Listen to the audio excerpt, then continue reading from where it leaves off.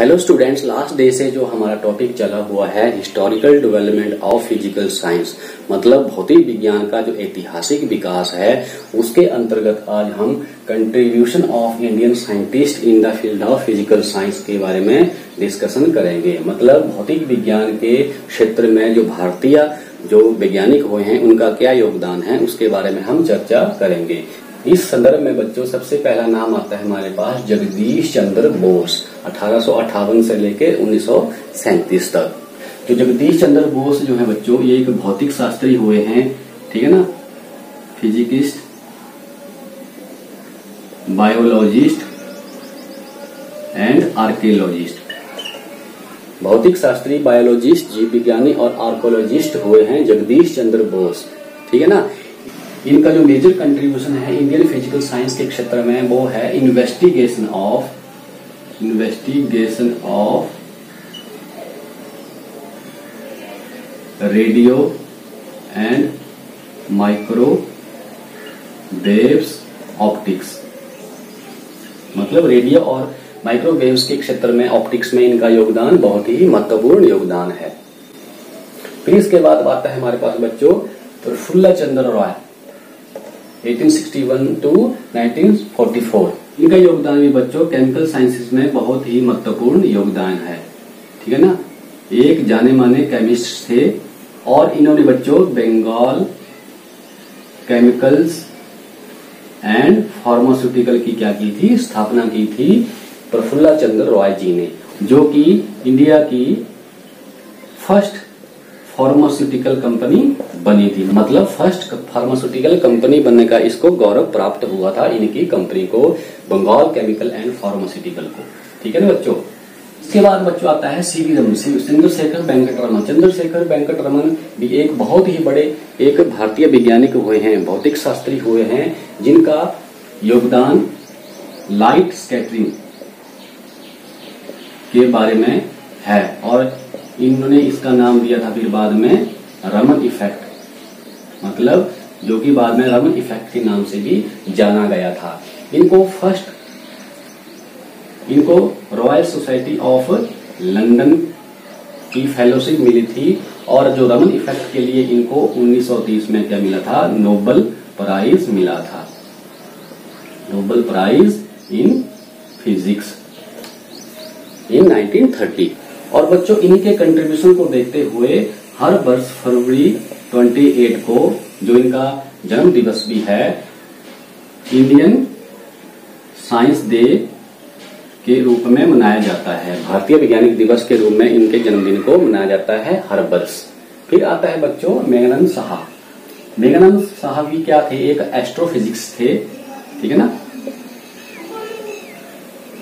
Physics थे और इन्होंने साहा इक्वेशन दी थी which explain chemical and physical conditions of stars. मतलब स्टार्स की जो केमिकल और फिजिकल कंडीशन होती हैं, परिस्थितियां होती हैं, उनको एक्सप्लेन करने के लिए साहा इक्वेशन बहुत ही ज्यादा उपयोगी है। इसके बाद इस कड़ी में नाम आता है सत्येंद्र नाथ बोस का, 1894 से 1974 के बीच में इनका जीवन काल रहा है। सत्येंद्र नाथ का कंट्रीब्यूशन केमिकल साइंसेस में, फिजिकल साइंसेस में इस प्रकार है कि इन्होंने एल्बर्ट आइंस्टाइन के साथ मिलकर काम किया था और इन्होंने एक्सप्लेन किया था कि इलेक्ट्रोमैग्नेटिक रेडिएशन की गैस लाइक क्वालिटीज के बारे में, इन्होंने जो इलेक्ट्रोमैग्नेटिक रेडिएशन होती हैं उनके बारे में डिस्कशन किया था। फिर बच्चों हमारे पास इसके बाद आते हैं डॉक्टर DS कोठारी या दौलत सिंह कोठारी। इसके बारे में भी आप जानते हैं बच्चों कि इनके नाम पर हमारे पास बाद में एक कमेटी या कमीशन गठित हुआ था जिसको हम कोठारी कमीशन के नाम से भी जानते हैं। ये बच्चों ये भी बहुत बड़े एक वैज्ञानिक हुए हैं। इनका भी एस्ट्रोफिजिक्स में बहुत बड़ा योगदान है, DS कोठारी जी का। इसके बाद आता है बच्चों हमारे पास सुब्रमण्यम चंद्रशेखर, 1910 से लेकर 1995 तक इनका जीवन काल रहा है। सुब्रमण्यम चंद्रशेखर भी क्या थे, एक फिजिकिस्ट थे और इनको 1983 में नोबेल प्राइज मिला था for his evolutionary stages of massive star. मतलब जो मैसिव स्टार होते हैं, बड़े स्टार होते हैं, उनका इवोल्यूशन कैसा होता है, इस फील्ड में इनको 1983 में क्या मिला था, नोबेल प्राइज मिला था। फिर बच्चों इस फील्ड में हमारे पास अगला नाम आता है हरगोविंद खुराना। हरगोविंद खुराना भी एक बहुत बड़े वैज्ञानिक हुए हैं, ये बायोकेमिस्ट हुए हैं नेचर से, ठीक है ना। और इन्होंने डेवलप किया था, he develop the method of synthesis of RNA and DNA। मतलब इन्होंने मेथड दिया था सिंथेसिस का RNA और DNA का, जो मेजर इसकी कंट्रीब्यूशन है in the field of science. फिर बच्चों नेक्स्ट आता है हमारे पास K.S. कृष्णन। K.S. कृष्णन जो थे हमारे पास, ये भी बहुत बड़े वैज्ञानिक थे और इन्होंने C.V. रमन जी के साथ मिलकर काम किया था।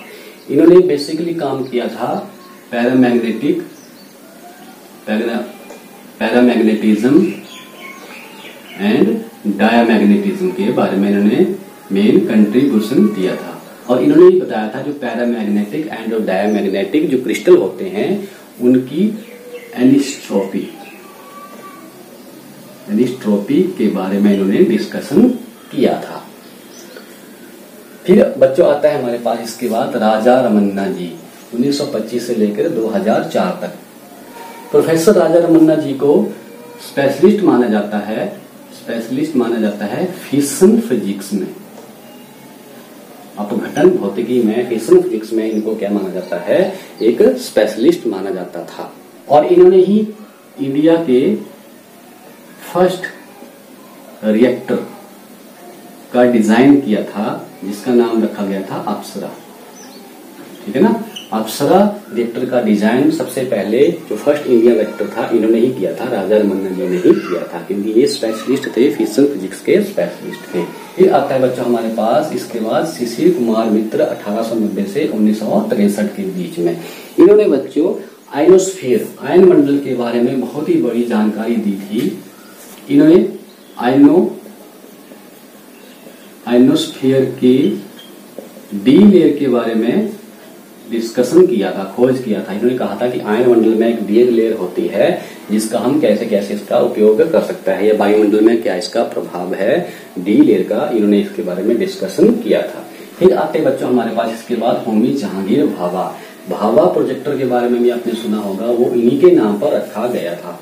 इनको ही फर्स्ट इंडियन या चीफ आर्किटेक्चर कहते हैं, इंडियन एटॉमिक प्रोग्राम का इनको चीफ आर्किटेक्ट कहा जाता है। जो भारत का परमाणु ऊर्जा कार्यक्रम है, इसके फील्ड में बहुत बड़ा इनका योगदान रहा था। इसके बाद बच्चों आते हैं हमारे पास प्रोफेसर यशपाल। प्रोफेसर यशपाल जी भी एक फिजिकिस्ट हुए हैं, भौतिक शास्त्री हुए हैं नेचर से, और इन्होंने कॉस्मिक रे के बारे में डिस्कशन किया था, या इनकी जो रिसर्च थी मेजर थी कॉस्मिक रे के बारे में, इनकी मेजर रिसर्च थी। जो प्रोफेसर यशपाल जी हैं ये एक बहुत बड़े एजुकेशनिस्ट हुए हैं और एक साइंटिफिक या साइंस कम्युनिकेटर हुए हैं, और इनके योगदान से साइंस को जन जन तक पहुंचाया गया था। इनके प्रयासों से स्कूल लेवल पर कैसे साइंस को पढ़ाया जाए, कैसे साइंटिफिक दृष्टिकोण पैदा किया जाए, इन्होंने बहुत बड़ा इस फील्ड में योगदान दिया है। यशपाल कमेटी भी इनके ही अंडर गठित की गई थी, जिसके बारे में भी आपने पढ़ा हुआ है। फिर बच्चों सबसे लास्ट में आते हैं हमारे पास APJ अब्दुल कलाम जी, जो भारत के राष्ट्रपति भी रह चुके हैं। इनका जन्म 1931 में और निधन 2015 में हुआ था। इनको मिसाइल मैन के नाम से भी जाना जाता है, और क्योंकि जो इंडियन मिसाइल सिस्टम है, ये मिसाइल्स जो वेपन्स हैं, न्यूक्लियर वेपन प्रोग्राम है, इसके लिए जनक भी कहा जाते हैं। न्यूक्लियर वेपन प्रोग्राम के ये क्या कहते हैं, मेजर कंट्रीब्यूटर कहे जाते हैं APJ अब्दुल कलाम जी। ये भी एक बहुत बड़े एजुकेशनिस्ट और मोटिवेटर रहे हैं अपने टाइम के। 2015 में जब इनका निधन हुआ था तब भी ये एक एजुकेशनल प्रोग्राम में ही गए थे बच्चों को मोटिवेट करने के लिए। तो इसलिए बच्चों ये थे हमारे पास जो मेजर कंट्रीब्यूशन है, जो मेजर जो हमारे पास इंडियन साइंटिस्ट हैं जिनका फिजिकल साइंस के क्षेत्र में